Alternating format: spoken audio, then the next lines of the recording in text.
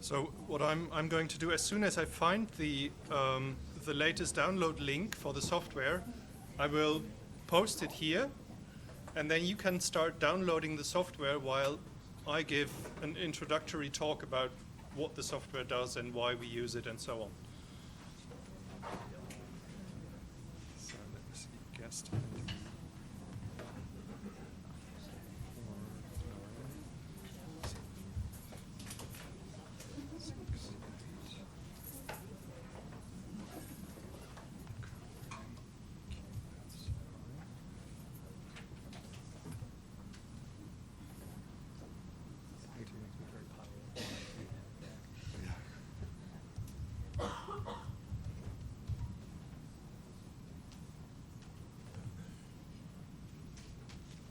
Thank you.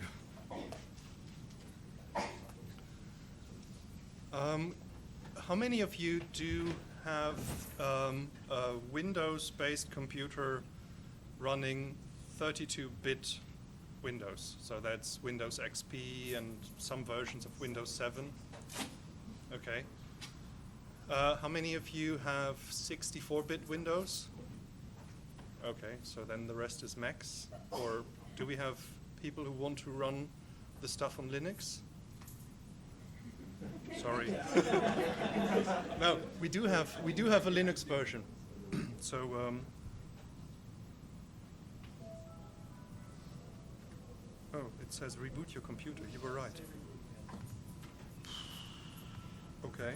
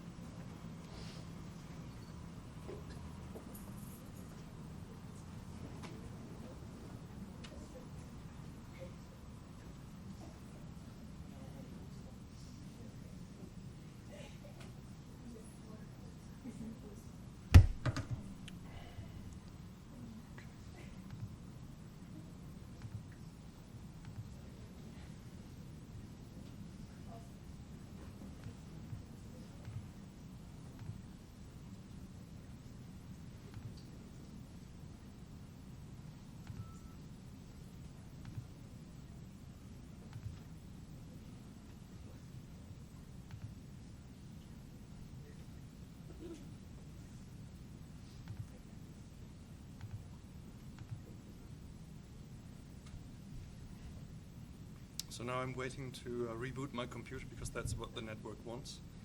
Sorry.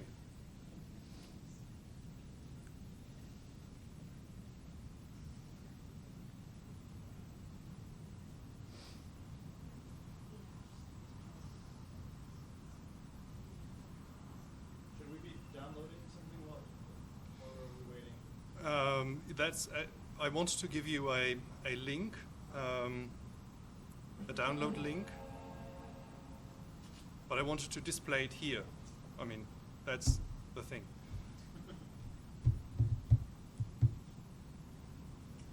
And we put it on some Google download, so it's not a link. I could read it to you perhaps if I would find it on my. But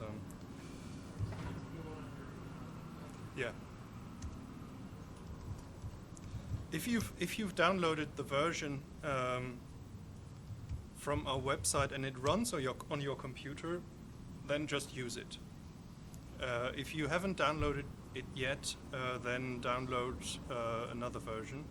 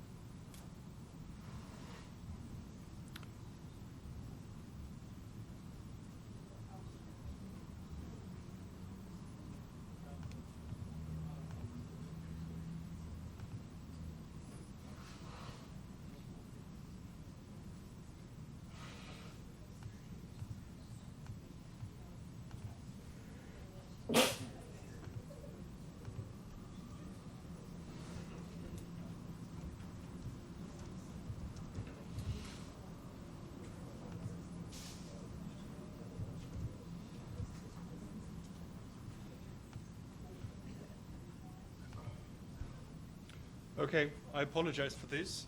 So this is your first test. Oh my goodness. Yes.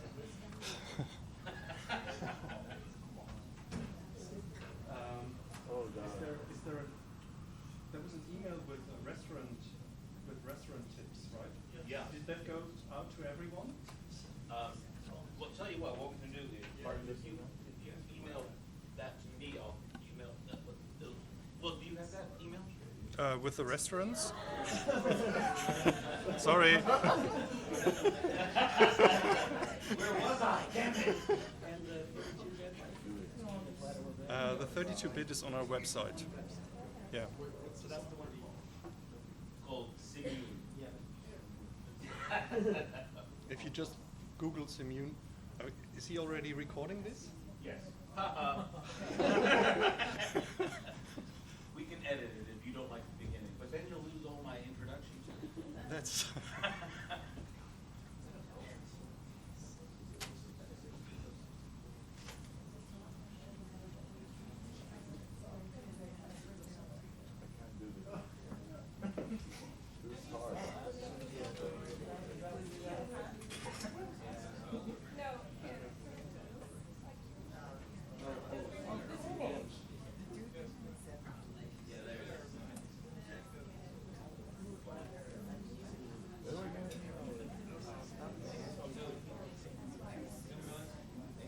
You can find it in Google. Just take the word immune and add an S in front of it. Totally Google.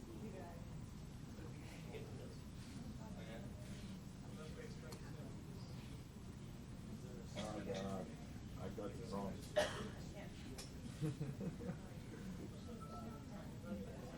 Somebody successfully typed this in, maybe you can copy it and paste it to the restaurant email and send it to everybody.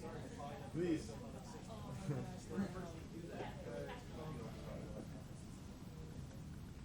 Can you run this on a 32-bit system or no? No, I'll give you another download link for the 32-bit.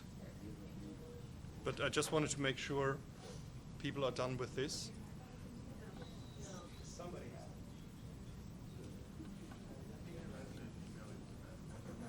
Yeah. It's got everybody on it. So copy it and paste it into the restaurant email and send it out to everybody else. Has anyone successfully typed in? Yeah, I just sent it. Okay, you're sending it. Okay, great. Mark. Need the mark. File does not exist, probably because of email. That's cool.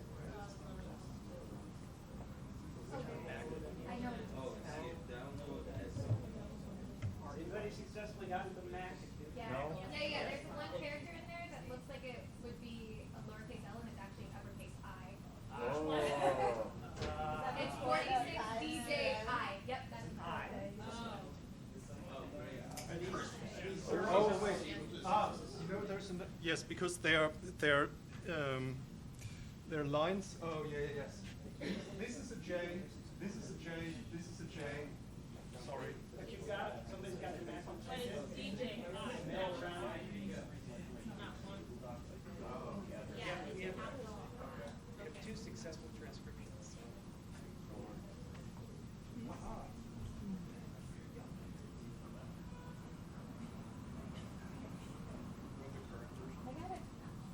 What's it do?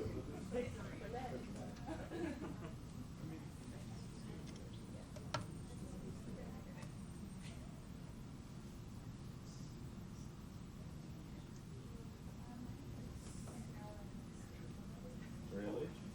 My big screen. Yeah. Okay, so you found the download site on the Exxon server? Okay, so there is the Windows 32-bit version and there is a Linux version as well. Yeah.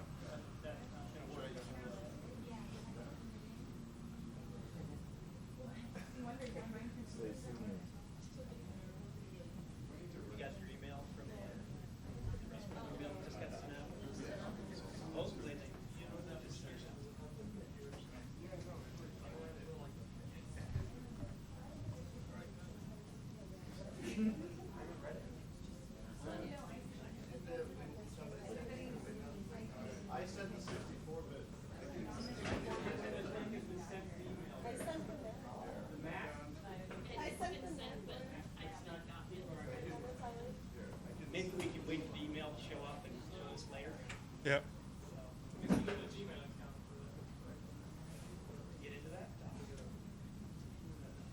need a Gmail account?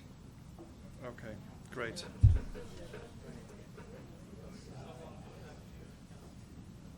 Possible to download it and share the file.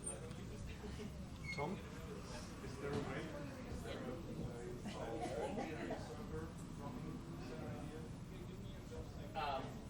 I can. I also have it on the USB, but I think Yeah, we can pass it around. Well, that's a little If someone has slow. an email, we can pass it. If somebody can post it up. I can post it. I can post it.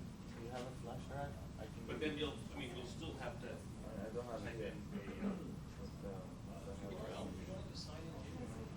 No. Apparently we're good. Are we good? Somebody got this. Yes? That means that the rest of them are on their way. They're on their way. Is it work? The one that the emails received, is that work? It's good. Good, okay. Okay, I think we're gonna be okay. Here we go. We're not hearing that. Okay. You haven't gotten the email. Right. When you get the email, which you will get, you got the restaurant email. Did you get the restaurant email? Grace will send out an email, restaurant. Yeah, I should get that. We'll get this one.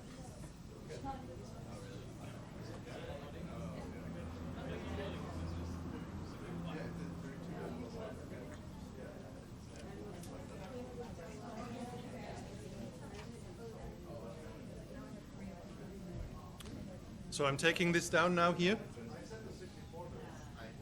Yes. Yes. There's one, two people have sent out separate emails. Yes.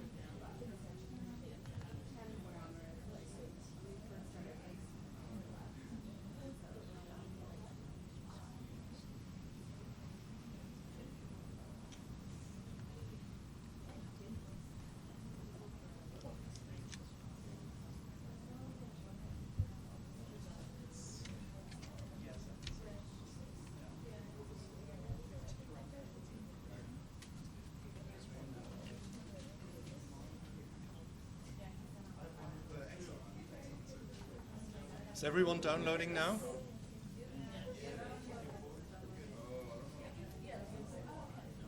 You're. You already have it? I'm mostly worried. You're worried. No, I'm speaking after you. Okay. I will finish in time. No problem.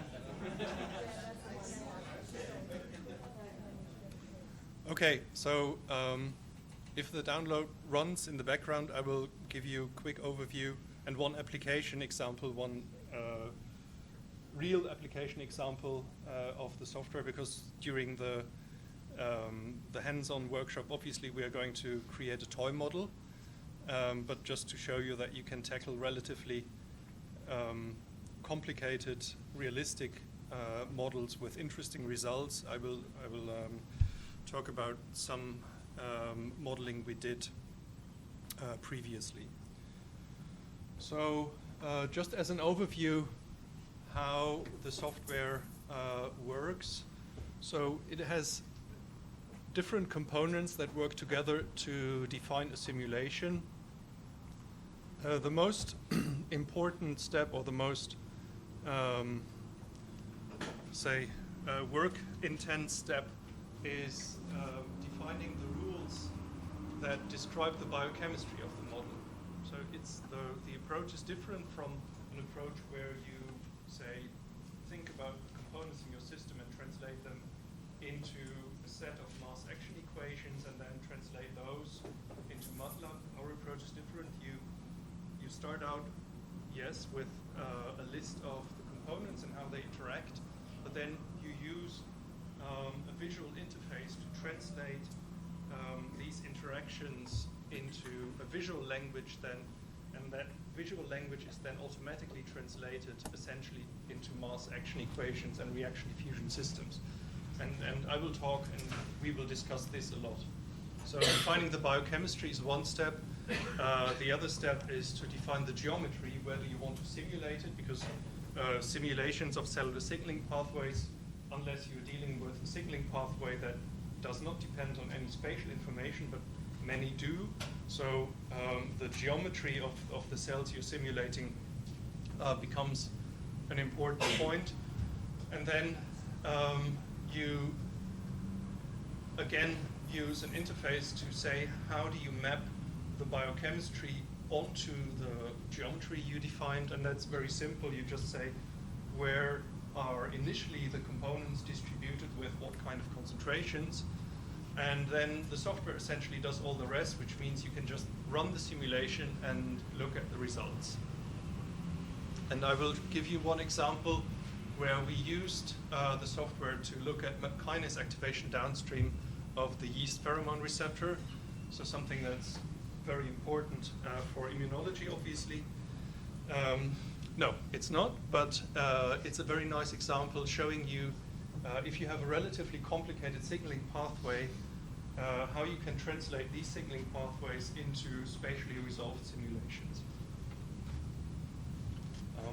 The data that form the basis of this work were generated in a very nice work by the groups of Philipp Bastiens and Mike Knopp.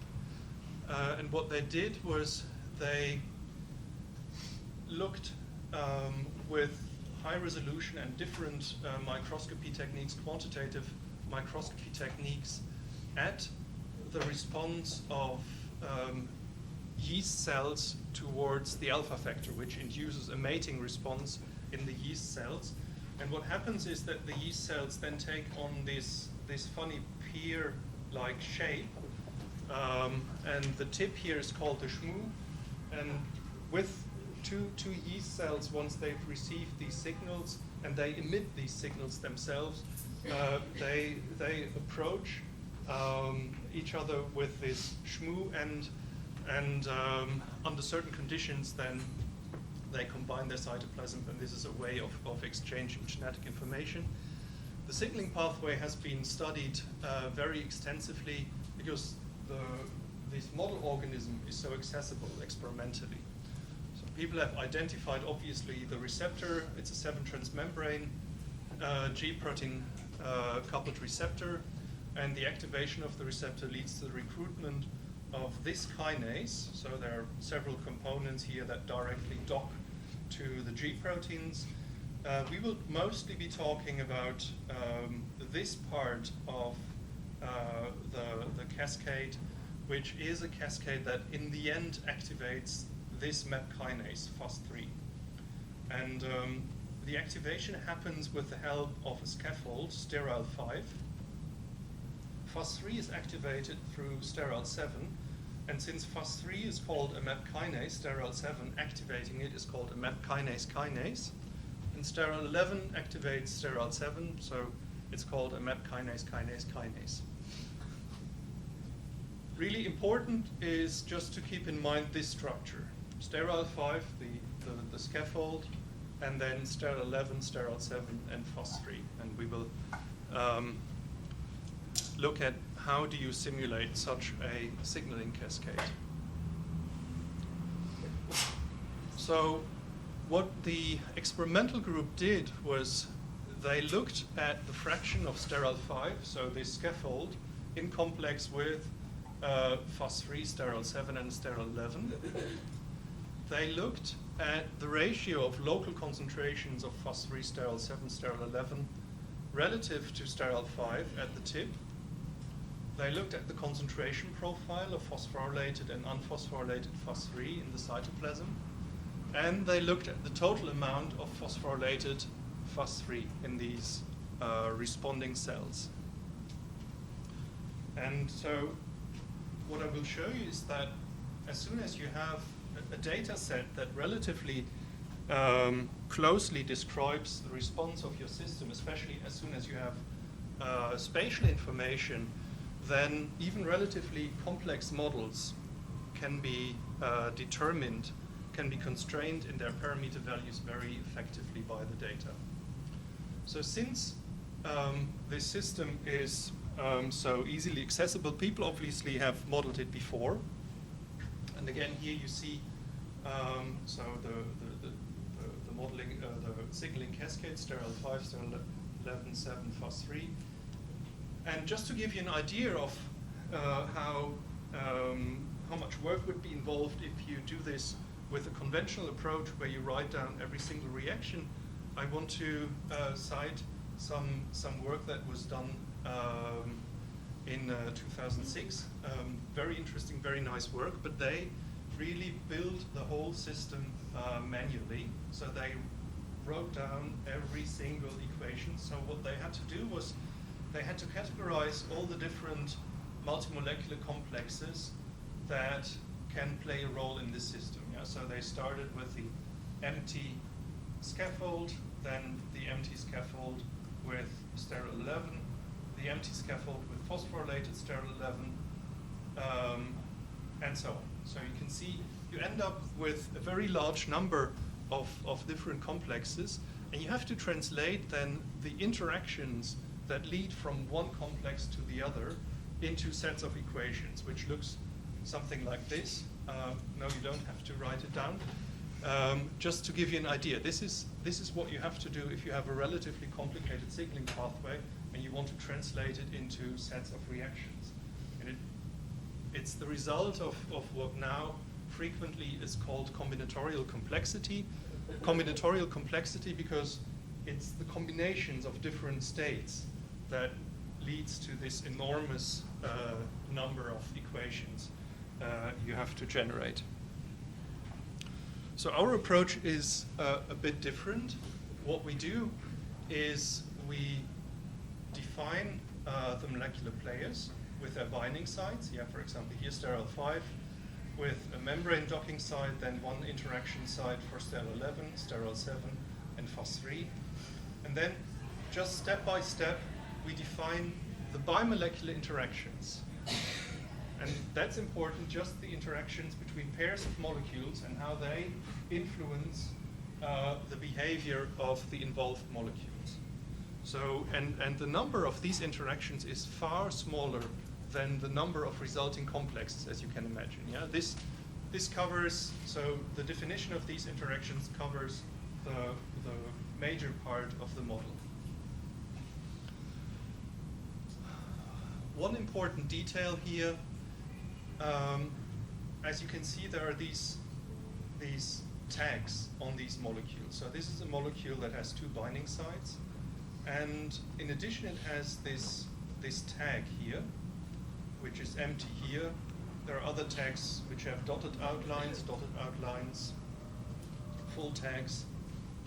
So what these tags stand for is the state of the molecule. You can choose them. When you build your molecule, you can put tags on the molecules to use them for whatever you think you need them for. For example, phosphorylation state of a molecule, or a conformational state, whether certain interactions are possible or not. Here, for example, it stands for the phosphorylation state of this molecule, FOS3, and the empty square here means it's unphosphorylated. In this interaction, you have a dotted outline of this tag, meaning that this interaction doesn't care what the particular state here is. In this interaction, you see that sterile 7 here can only interact with FOS3, its substrate for the phosphorylation, if the tag is filled, which means sterile 7 is active. Okay? So active sterile 7 interacts with inactive FOS3, forms a complex that then later on leads to the activation of FOS3, which would result in a filled tag here. And so this is very important to keep in mind. For us, models are not these lists of reactions, of reaction equations, but sets of diagrams that specify how binding sites on different molecules interact and what the interactions mean. Yeah? For example, this interaction rule, which I just mentioned before, so we have the scaffold sterile 5, which has recruited the active MET kinase sterol 7, interacts with the inactive FOS3, and we assume that this interaction is independent of the other binding states of the scaffold sterol 5. So this interaction basically covers this, for example, it covers this, it covers what it defines directly, but it covers many, many more. Yeah, you could have something attached down here, you could have attached several molecules up here, but for this particular interaction, it doesn't matter. So we can describe all these interactions with this diagram, and the software, whenever it finds a constellation, whenever it finds this pattern, it performs the reaction. And this is how it can be very efficient. So in this particular example, where we modeled MET kinase activation downstream of the alpha factor, we had to adjust parameters to satisfy the constraints from the experimental data. Obviously, here the fraction of sterol 5, the scaffold in complex with the MET kinase cascade components. And this fraction was determined essentially just by these KDs. So we just had to adjust these KDs, which had been measured also directly by FCS, reverse correlation spectroscopy, in the original data set. So for example here, just to show you that it was possible to do this without any further difficulty, we adjusted the KD for this interaction and matched the experimental data exactly. In addition, we had to take into account the constraints coming from the experimentally reported ratios of local concentrations of FOS3, sterol 7, and sterol 11 relative to sterol 5. And in addition to these interactions, other interactions played a role here, but still a nicely limited number. So it was possible to adjust these and reproduce the concentration of sterol 5 in the tip and the ratio, for example, of sterol 11 to sterol 5 in the tip. Excuse me. So the next thing was to try to reproduce the concentration profile of phosphorylated FOS3 in the responding cells, and at the same time achieve a total fraction of 40% of phosphorylated FOS3 in the cells. And two factors have a major influence on this, obviously. One, the recruitment of the scaffold components to the tip. I talked about those already. And then the activity, obviously, of the kinases and phosphatases, activating FOS3 or deactivating FOS3. So FOS3 is activated at the tip and then diffuses into the cytoplasm, and then phosphatases start acting on it. So the ratio of kinase and phosphatase activity obviously plays a role as well. So we vary the parameters for the concentration of adapters recruiting the components to the tip and the activity of the kinases. And then, so we did a broad parameter scan, and we then plotted the results here to see which of the parameter sets are actually capable of reproducing both the ratio, for example, of FOS3 and sterol 5 at the tip, the relative amount of phosphorylated FOS3, and the steepness of the gradient intracellularly. So this is the concentration at the tip, this is the concentration at the tip distal part of the cell body, and we encoded the ratio of FOS3 and sterol 5 in colors, and we are aiming for this. For example, this would be a good data set, good, bad, bad. And the relative amount of phosphorylated FOS3 in terms of the size of these data points. And so what you can see is that, for example, these data sets nicely reproduce the gradient of the concentration of FOS3 or phosphorylated FOS3 in the cell. And looking here at the size of the dots, you can see that these data sets reproduce correctly the amount of phosphorylated phosphate in the total of the cell. Unfortunately, there is no overlap. So even though we had a lot of parameters in this system, I mean not like 100 or so or 50, but many parameters we had, because we had roughly 10 interacting components, so there was some degree of freedom, especially with regard to the activities of the kinases and phosphatases that are difficult to measure. So in spite of this flexibility, the experimental data were so constraining that we were not able to reproduce the experimental results with this model. Now these, they look almost fine, except for the fact that they don't have the right total amount of phosphorylated phosphate. So they yield roughly 25% of phosphorylated phosphate. And interestingly, this was exactly the result the original study had for their theoretical model. So with our approach, at this point, we were able to reproduce the failure to reproduce the experimental data. That's something. That's something. No, it's some kind. I mean, it shows some consistency. Yeah. We reproduced exactly these 25%. To fix this, we needed a tip localized anchor for phosphine because we needed to glue phosphine more efficiently to the tip, and we needed a higher efficiency for the kinase, phosphorylating phosphine. So once we did this, we were able to reproduce everything, the total amount of phosphorylated phosphine, and we were able to nicely reproduce, as you can see here, the concentration gradient in the cells.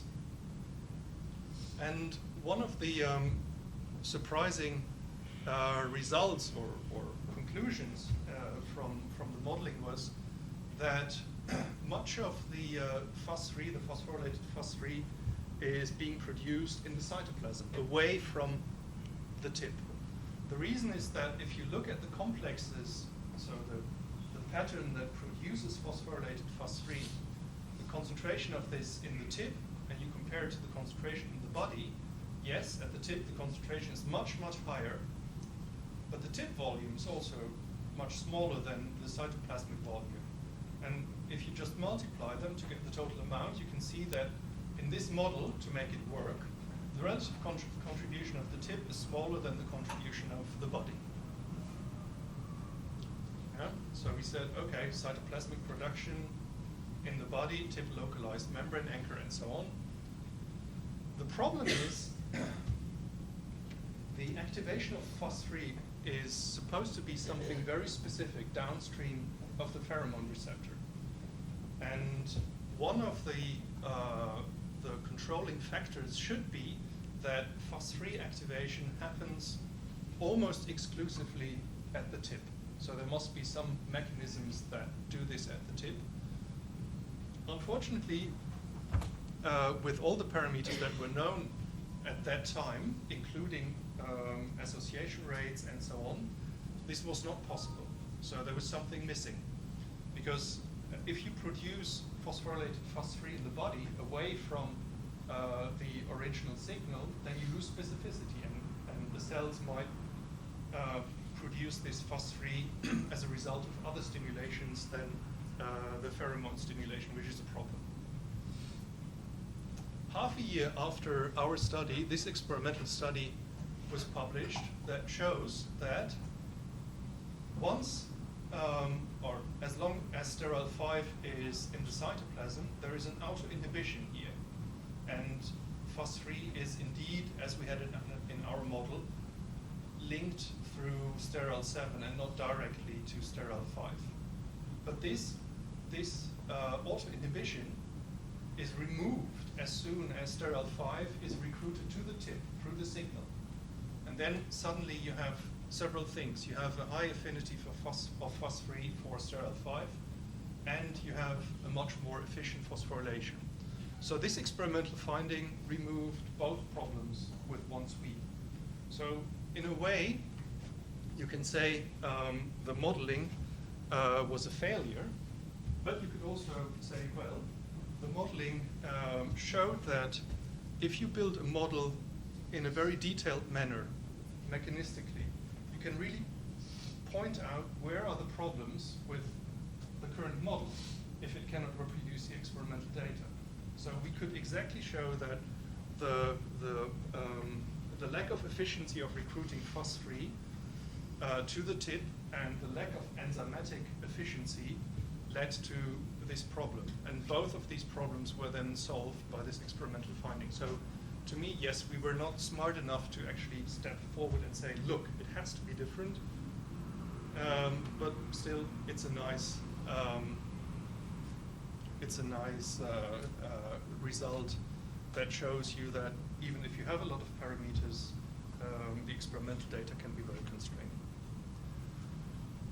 Okay, so just to give you in one diagram again an idea of how this translation into of visual representations of molecules into equations works. This is the system we will be working at during the hands-on workshop. And what it describes is the interaction of G proteins that will interact with the receptor once the receptor is ligated. So we will create a visual representation of these interactions, for example, of the interaction between the ligand and the receptor. And the software will automatically, once you run the simulation, translate this into an equation that describes, for example, the change in the concentration of the free receptor over time. So I don't know, did you discuss these differential equations? These, yeah. So. Yes, say it very loudly. Yes, I did. Thank you. Good. Yeah, so the change in the concentration of free receptor obviously is given by the rate at which you produce ligated receptor, which is proportional to the concentrations of the receptor, the ligand, and the association rate. And then when the ligated receptor decays with the off rate, you produce free receptor again. So that's why we have a plus here and a minus here, because the formation of the ligand receptor complex takes free receptor away, obviously. This leads to the activation of the receptor. So we get an equation, again, automatically generated by the software, describing the change over time of the ligated active receptor. Then this will recruit the G proteins. We will define this interaction between the receptor and the G proteins, and the software will translate this into the corresponding additions to these equations. Then we can have activation of the G protein, G alpha, which will be covered as well, and then the dissociation of the G proteins. And this is, in many cases, in many examples of G protein coupled receptors, free G beta gamma is the main signaling component, signaling downstream, for example, activating ROS and then the PI3 kinase pathway in many cases. Okay. Just a quick overview how the software is organized. We have, when we define molecules and their interactions, we first define molecule components and how they stick together to form molecules. Then we describe how molecules are put together to form complex species. And we make a distinction between complex species and complexes. And this is also something important to keep in mind. A complex species essentially is the description of the structure of a complex together with a description of what kind of states it can carry. So for example, phosphorylation or certain conformational states. So the complex species describes the possibilities, whereas a particular complex is one specific instantiation of these possibilities. Yeah? So here, for example, we have a receptor that has an extracellular component, an extracellular domain. It has an intracellular domain. It has two binding sites, and then here it has a tag keeping track of the activation state of the receptor. So this would be the complex species, a single molecular complex species for the receptor. And this would be an example of a particular complex belonging to this species. So this is the inactive, because this tag is empty, the inactive receptor with two unbound, again because they're empty, unbound binding sites. And some more examples of such complexes. Again here, the inactive unbound receptor. Then here is the unbound active receptor. Here is an unbound receptor where we say we don't care. So for example, in the simulation, if you're interested in the total concentration of the receptor in a certain part of a cell, you could use the visual modeler interface to define this pattern, which we call a pattern because it's not particular complex, it contains wildcards. And this would capture everything that is unbound. Yeah? It has to be unbound, but we don't care about the activation state. So this is the most general pattern here. It has a don't care for the state, and it has don't care for the binding sites. This one is similar, except that it postulates that the extracellular binding site is bound. So this is an interesting shortcut to capture all those states that have something bound to it, but you don't want to specify what exactly it is. Yeah? You say it has to be bound, but that's it. And while you're using the modeler software, you get this information in two ways. You get a visual representation, like the one I showed you, and at the same time, the software will show you what you've currently defined. For example, here, the feature which tracks the activation state activated is on here. This binding site is bound, and the other binding site is don't care, so wildcard. Another important distinction we make is between patterns, where we have wildcards, and well-defined complexes. Yeah. Complexes that have no don't cares are called well-defined. All others, so all others that have any kind of wildcard are called patterns.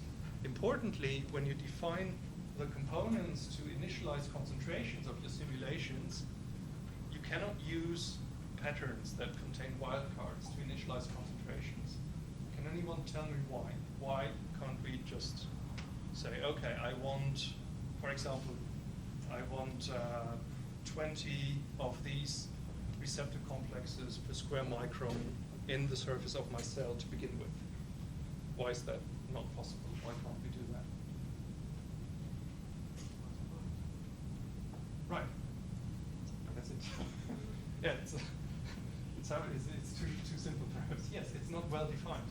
The problem is, suppose you would ask the software to put this into the cell membrane, then the software wouldn't know what to do with this. So you would be telling the software, put something in there that has a binding partner there, but you haven't defined what the binding partner is.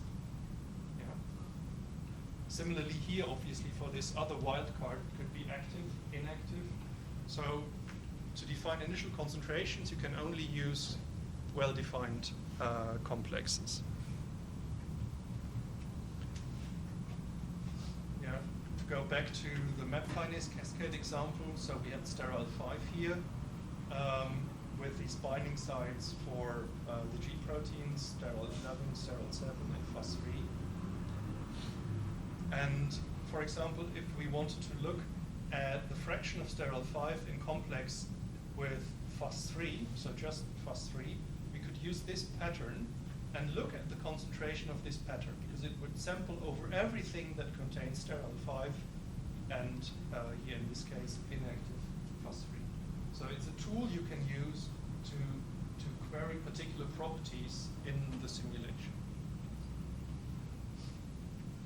Another important thing is how we handle these don't cares in reaction rules. For example, if we have a transformation where we go from one molecule where we have an active state here to an inactive state, then all the don't cares won't change, and we don't have to do anything with them.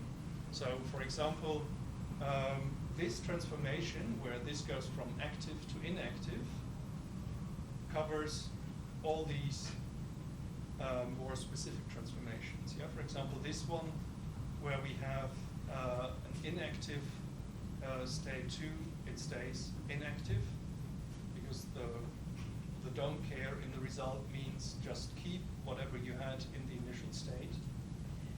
This would be an active state 2, it stays active. The only change really is what is given here, specifically the deactivation of this state. So this would be covered, this would be covered.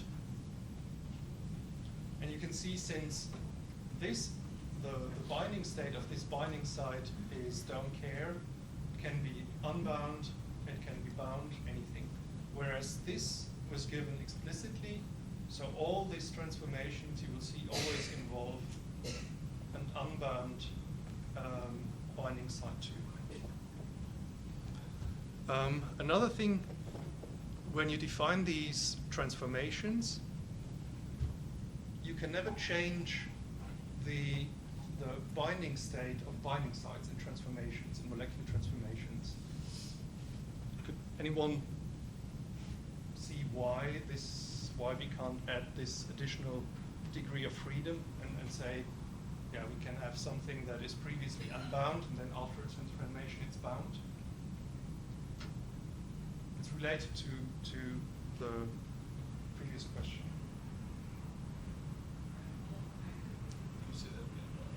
So in all these transformations, unless, for example, we define associations, you cannot specify a transformation that transforms, for example, an unbound binding site into a bound binding site. Binding sites in transformations will always stay either bound or unbound, whereas obviously in an association or dissociation you can define specific interactions, but in transformations you cannot. Because it's not defined, the unbound is not defined to the program that is bound. Right. If you would say the result would be a bound site here, again, the software wouldn't know what do you want to have attached to it. Yeah? Okay, just a brief. Pardon?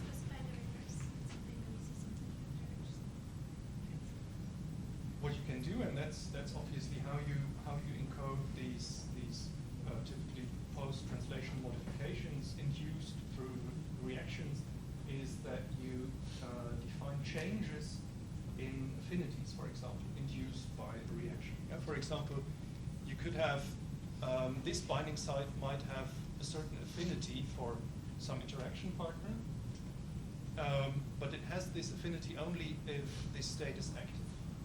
Afterwards, in the inactive state, here this affinity might be much lower, for example. Yeah, this is how you define the activation state of enzymes, for example. They can grab their substrate only if they're active. Okay, we will work with these components, the cell designer, where you can design the morphology of the cells you're simulating, the simulator graphical interface that lets you explore the behavior of these components. If we have time, we will look at the analyzer that lets you analyze how different parameter values lead to different types of behavior. And this is something we can discuss perhaps in the end. So that was it so far for the introductory overview. Does anyone have questions? I guess most of the questions will anyway be addressed during the hands-on course. Are there any other advantages of this method over mechanistic differential equations, or in addition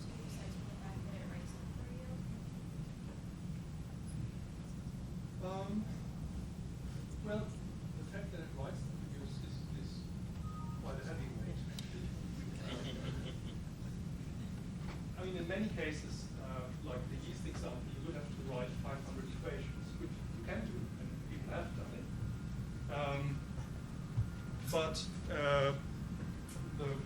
I would say the main example is that the visual representation of the interaction rules is much more intuitive and compressed and complete than the kind of information you can convey with sets of equations. Because yes, you can translate, and obviously the software does, otherwise it wouldn't be able to simulate kinetics. You can translate these visual representations into equations, and these equations obviously carry all the information you need to know about the system. But the visual representations also carry this information, and you have these two icons of molecules and one connecting line with a parameter, and that describes, as I said, many potential interactions, and it carries all the information you need to know. For example, if you put information about a certain binding site has to be free, or another binding site has to be bound, and so on. Even a textual representation, if you would translate these iconographic representations into text describing a model, frequently would take a lot of space. So you would say, okay, I assume my scaffold is unbound at these and these binding sites. I assume its interaction partner so-and-so is in this phosphorylation state, and so on. So you would have to write a substantial amount of text to describe this, whereas the iconographic representation gives you all of this in one glance. Yeah? And obviously it's much closer to the kind of diagrams you see in the literature, where people say, okay, this is my hypothesis of how the signaling pathway works.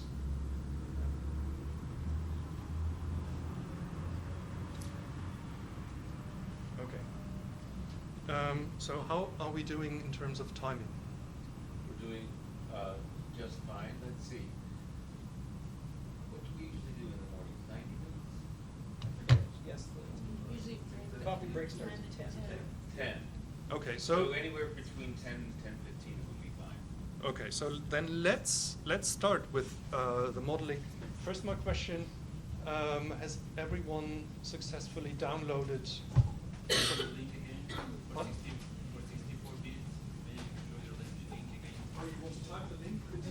Oh, well, he was not on the original. Let me give you a USB stick.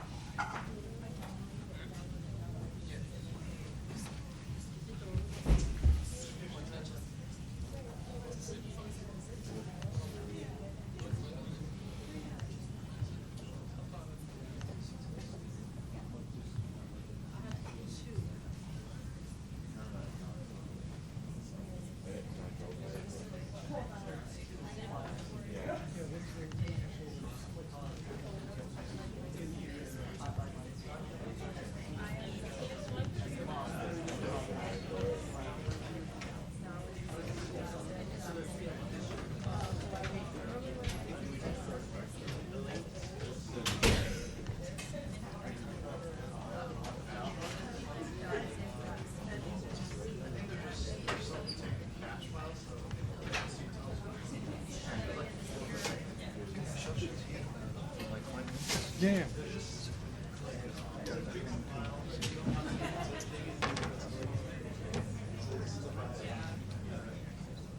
So you can go ahead and start. I will work with my friend.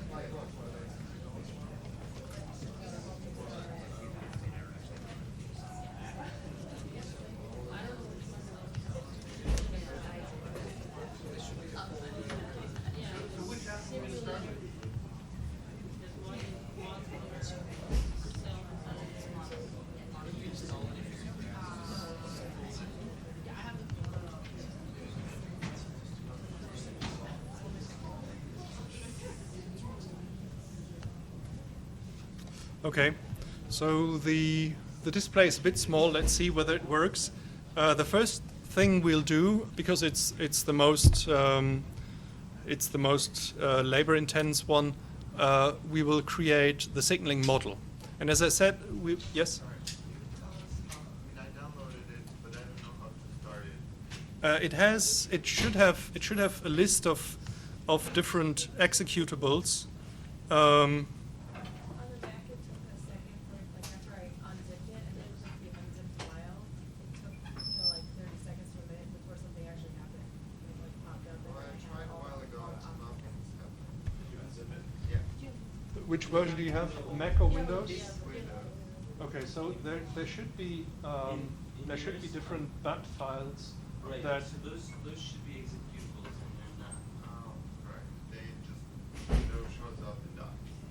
Yeah, so Open up a command prompt to run right there. Yeah.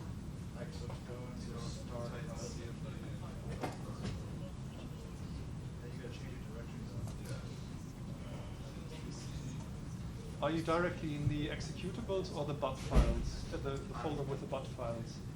Folder with the bat file. Okay. Usually you should be able to do a double click on the bat file.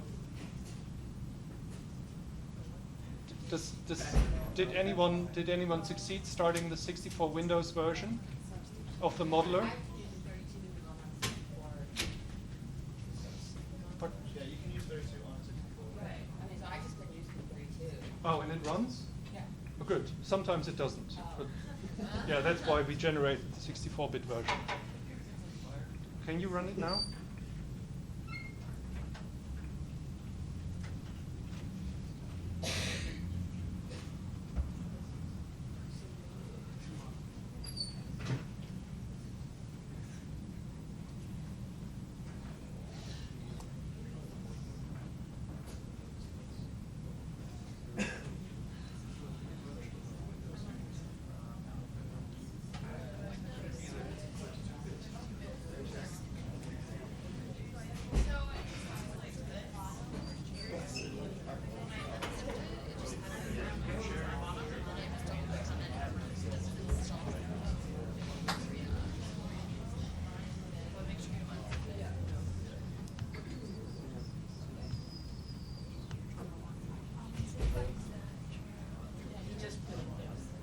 Oh, because I don't charge either, but it's fine. I can wait.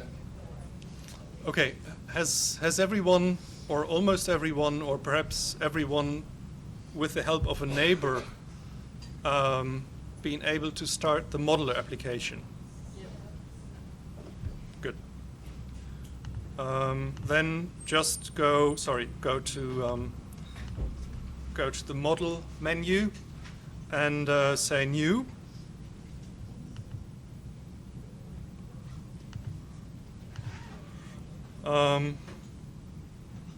And now you could just invent a name, for example, gprot, because we will be modeling G protein activation. And you don't have to append the DBF. It will do that automatically. Okay. And then the first thing you'll see is the model overview page, which lists all the molecules, interactions, complex species, and so on. Obviously, it's empty because we have a new model, so we have to create everything now. On the top here, you see these different tab navigators, and click on the molecule here, and you'll end up on the molecule page. Has everyone done that? Okay. So the first thing we will do is define the ligand. That's the most simple molecule we will be dealing with. So just click New. Underneath Molecules, click New. And then the software frequently gives you a hint what to click next. It will color one of the buttons in orange. And so we click this to add a component, because as I said, we build our molecules based on different components. And the first thing is obviously to add the first component, in this case our only component, to the molecule we want to use as a ligand. Now you can change the shape and color of this, but keep in mind that these shapes and the colors and so on you create for the molecules are really only for annotation. Frequently I get asked whether during the simulation the shape has some influence on diffusion or reactions. I wish we were that sophisticated. It's really just annotation. Yeah, you can create different shapes to help you memorize what the molecules do, and different colors. For example, you could color all kinases red, all phosphatases blue. For example, that's what people frequently do. So I create here just a circular molecule, and I click back on the upper molecule entry here, or you can do it alternatively by just clicking in this empty field. And then I will define the name for the molecule, in this case just ligand. And I hope you have more space than I have. So you will see a couple of options here, freely diffusing or membrane associated. This ligand will be the extracellular ligand, so it will be freely diffusing. And the diffusion coefficient the software suggests for this molecule, 100 square microns per second, is just fine for a freely diffusing component. You could, pardon?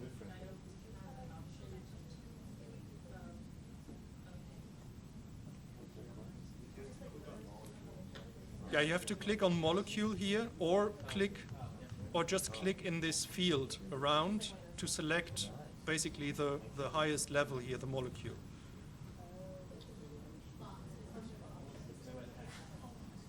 Pardon?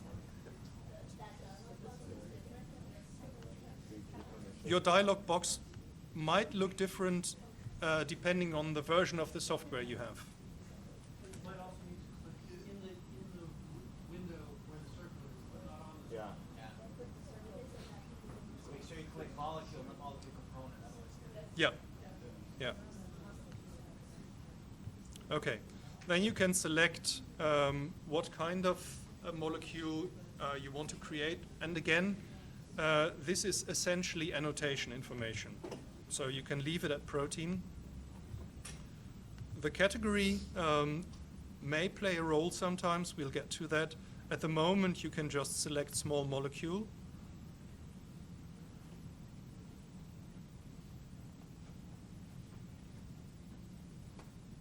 Okay. Now select the component entry again by either clicking on the component, we only have one component, or clicking on the component entry in the molecule composition sub-window. Yeah, so you should have this component highlighted in blue, and add binding site. Because you notice currently we cannot save the molecule. The reason is that we have no binding site. And molecules without binding sites are not particularly useful, so we add one binding site. You can give the binding site a name. You could call it receptor, ligation, binding site or so, but if you don't, then the software will do it automatically. Okay. I'm done here with my ligand.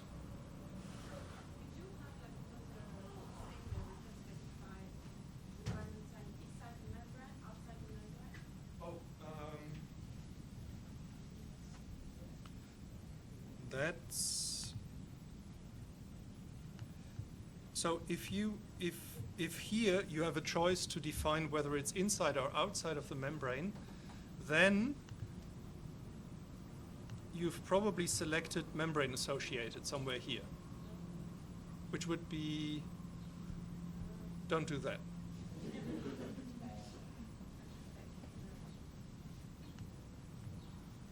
As soon as you select freely diffusible or diffusing, you shouldn't have the choice to define whether it's good. Okay, so everyone has this molecule, one binding site, freely diffusing. Then you can save it.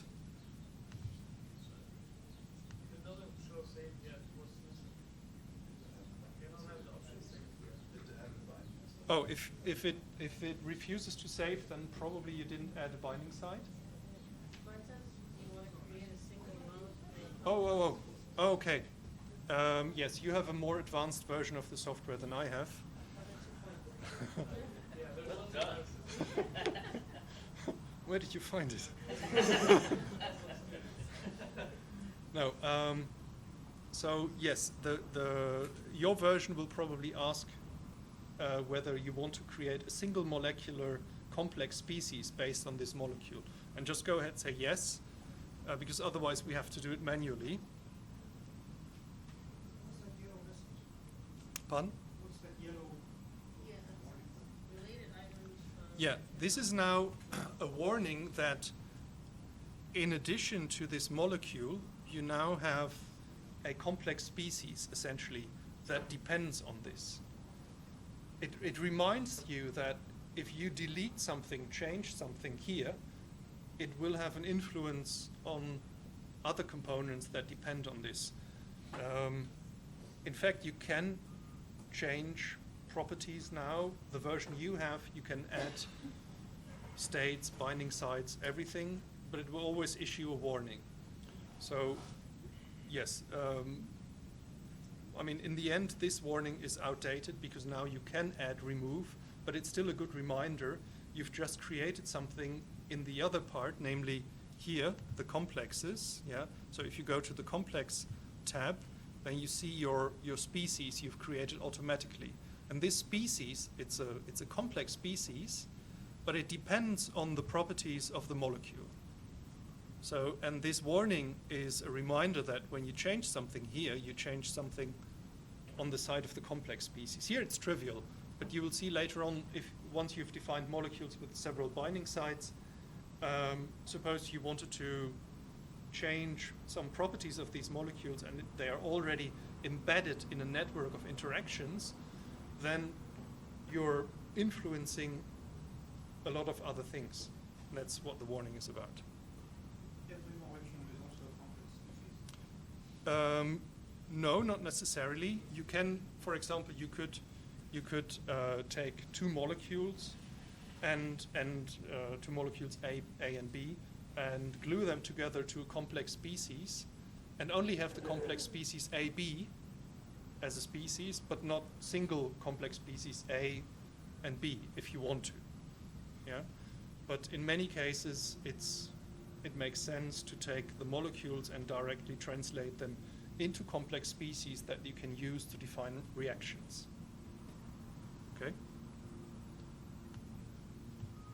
Okay, does everyone have... Yeah, for the diffusion coefficient, is not a separate number to start with, or like if you have different, like chemokine, cytokine, does it change, you have to change the number? You might have to change the number, yes.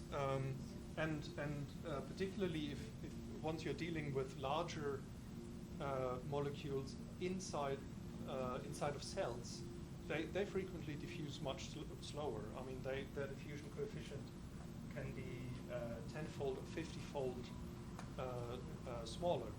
But for small molecules, especially in the extracellular space, this is a good value.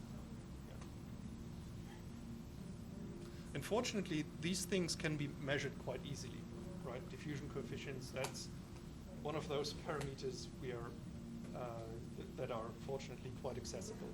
For example, on membranes, you can do fluorescence bleaching and then look at the recovery. You just hit a part of a cell with fluorescently tagged receptors, so you bleach them, and then you look at how other molecules that still have the active fluorescent tag diffuse in, and then you can calculate the diffusion coefficient. So these numbers are quite easily they are accessible. Okay, so everyone has the ligand. Good. The next thing, let's create the G protein that will bind to or the G protein components. First, G beta gamma. G beta gamma is the simpler one because it doesn't have multiple states in our model. So again, we click New, and then add a component.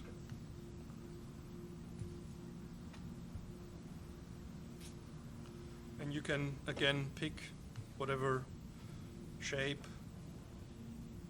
you want.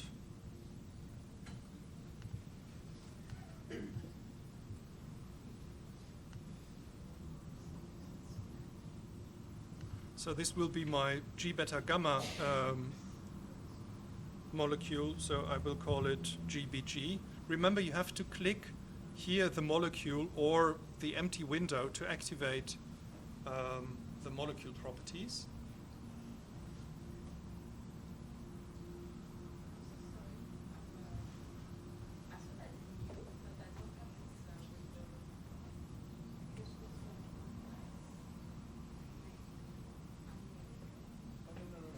Yeah, so go back to the, yes, some of you may still be on the complex page. Sorry, I confused you. If you're here, the complex page, go back to the molecule page. Okay? And then hit new. Yeah?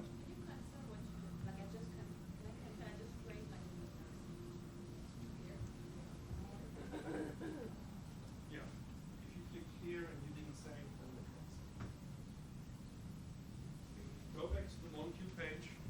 And there, create a molecule with one component again. We will create a two-component molecule as well.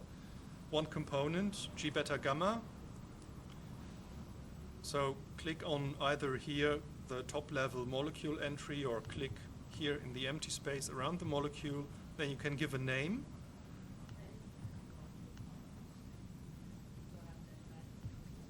Pardon?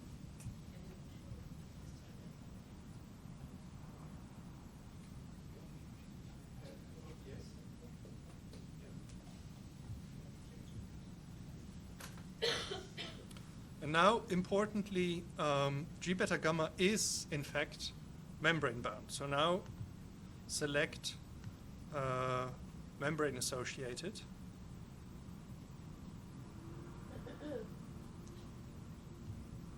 Yeah.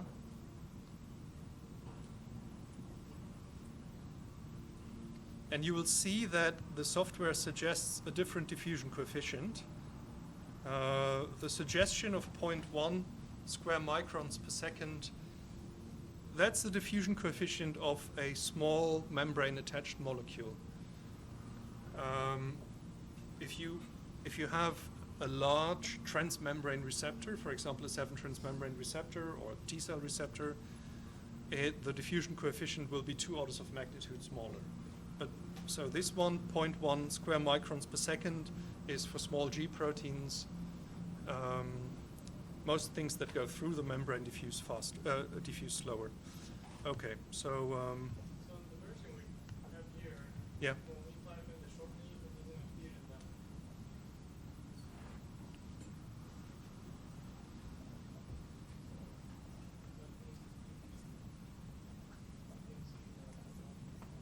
That works.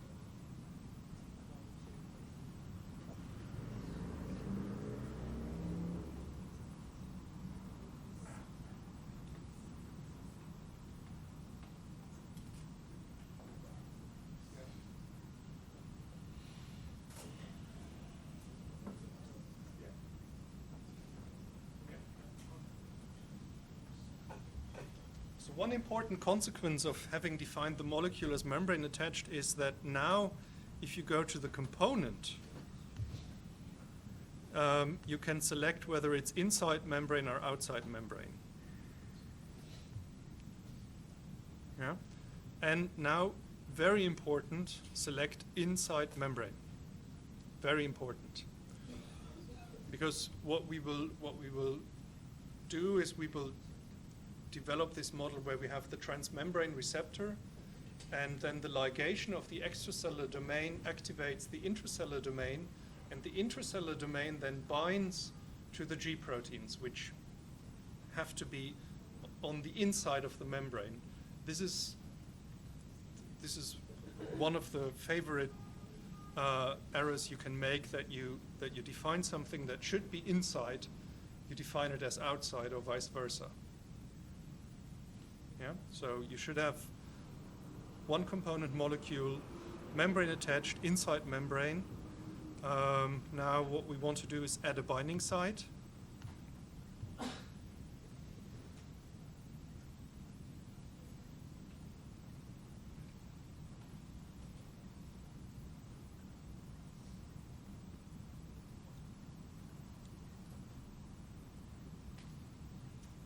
So does everyone have that? Molecule, membrane attached. The only component is inside membrane, and it has one binding site. No, you could name the binding site, otherwise the software will pick one automatically. Naming the binding sites is useful in, especially if you have several binding sites and you want to keep track of which binding site does what. In this case, it's not. Yeah. Okay. If you've done that, hit save, and you'll be asked in your version whether you want to create a single molecule complex species, and say yes.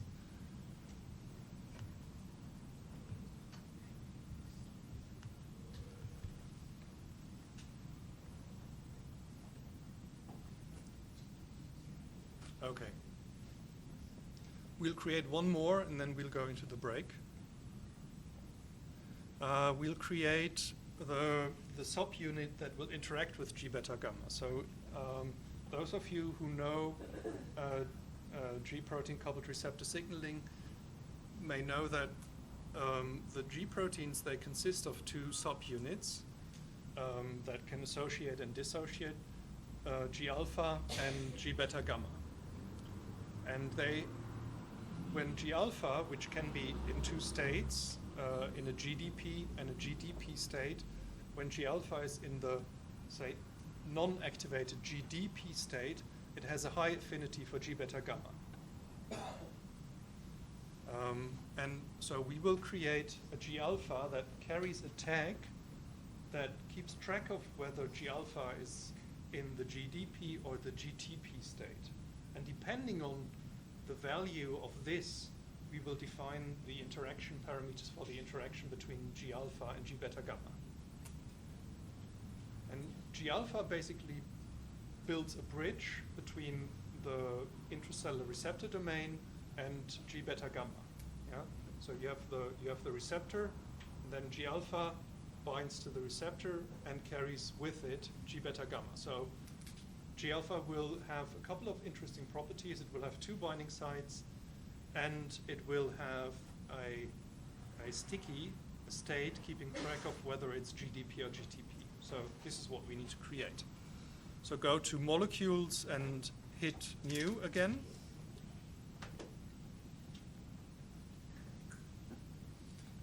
And then hit add component.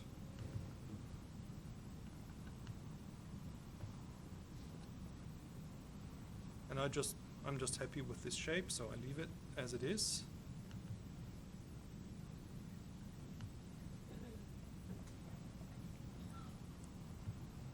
Now select the molecule again, so click here or click there, so we can give it a name. I just call it GA. Very important now, again, this is also membrane associated.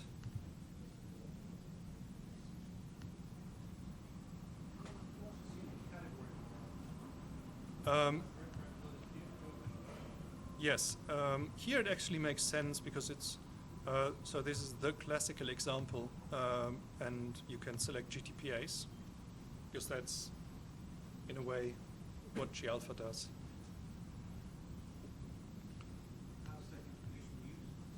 Currently, it's just for annotation. We're in the process of releasing a visualization that then uses this annotation to show functional relationships, but at the moment it's just annotation. Okay, so important membrane associated, that's the most important thing, because when we now go back to the component, you will see it says inside membrane, and leave it to that. Don't glue it to the outside of the membrane, because it will never see G beta gamma or the receptor, I mean the intracellular domain of the receptor otherwise. So inside membrane. And while we're at the component, we add two binding sites now. We hit binding site, add binding site once, and now it actually makes sense to give these binding sites a name because we have two of them, and one will interact with the receptor, and one will interact with G beta gamma. So the first binding site you could call, for example, reg interaction.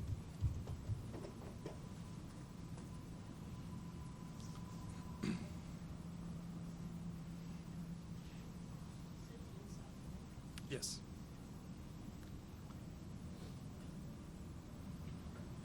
Now, if we want to add another binding site, we first have to select component again. So either click on component here or select the component by clicking on it in the visual representation.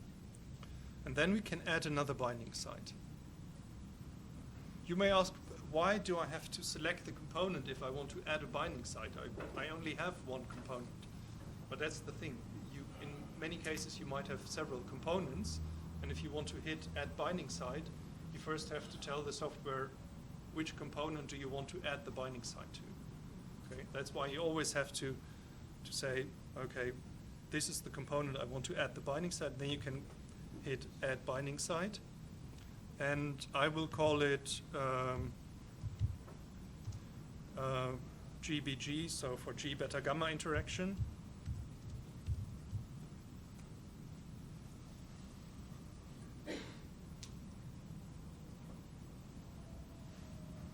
Okay.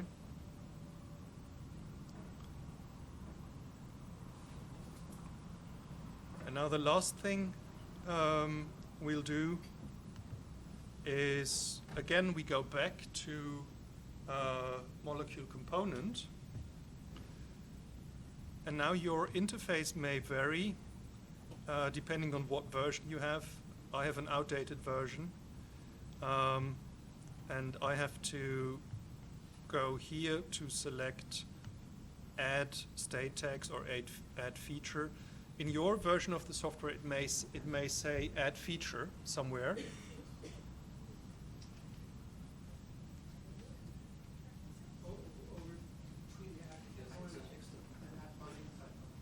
Yeah, so there's add binding site, and there must be something add feature once you've selected the component. Okay. I have to do it here.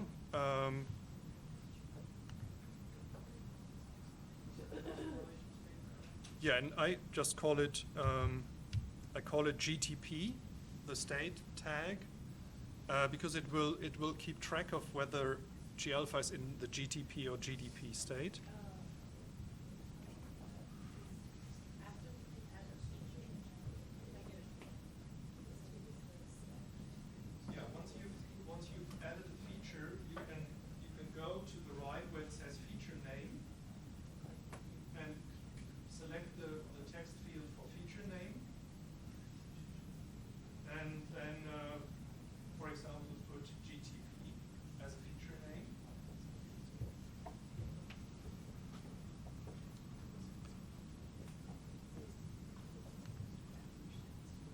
And you can change the color, which I like to do because the standard color is some gray, I think. This one sounds great, maraschino.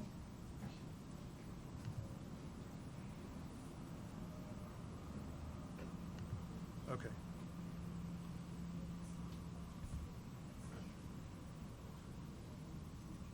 So,